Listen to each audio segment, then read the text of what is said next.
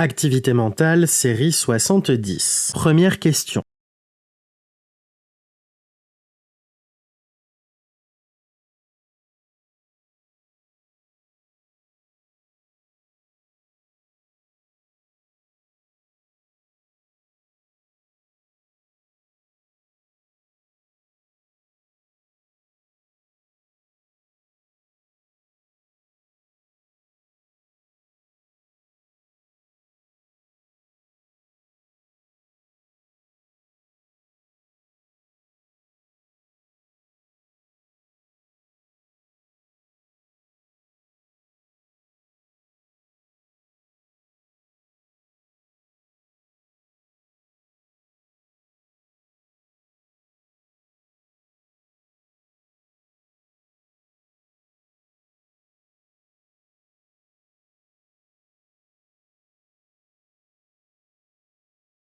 Deuxième question.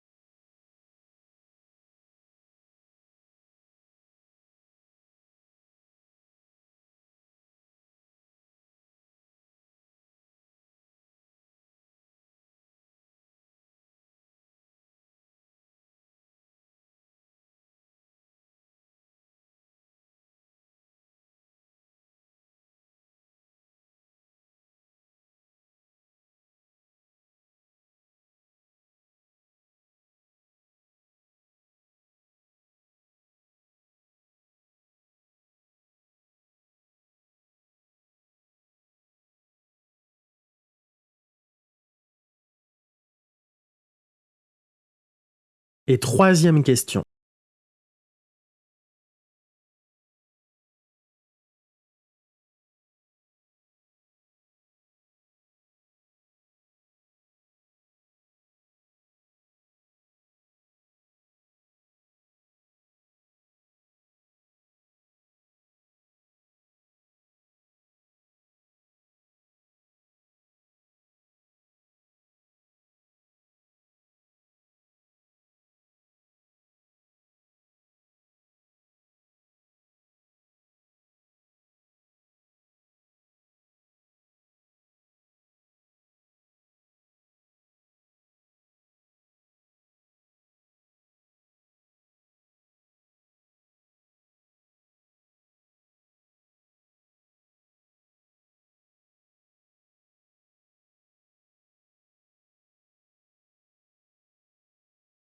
Alors, dans la première question, on a représenté une fonction affine, on nous demande de déterminer graphiquement son expression. Donc on va dire tout d'abord que C1 ne passe pas par l'origine du repère, donc elle représente une fonction affine.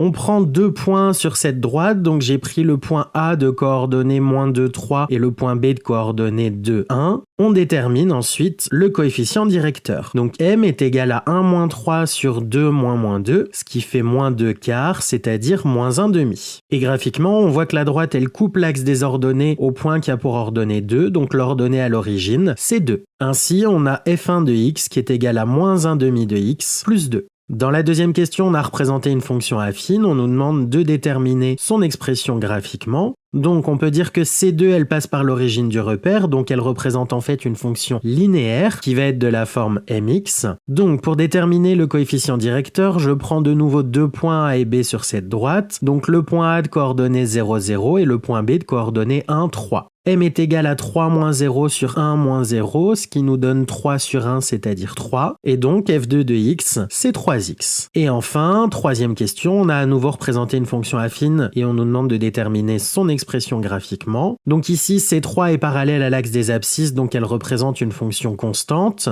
On remarque que la droite, elle coupe l'axe des ordonnées en 3, donc P égale 3 et f3 de x, c'est 3.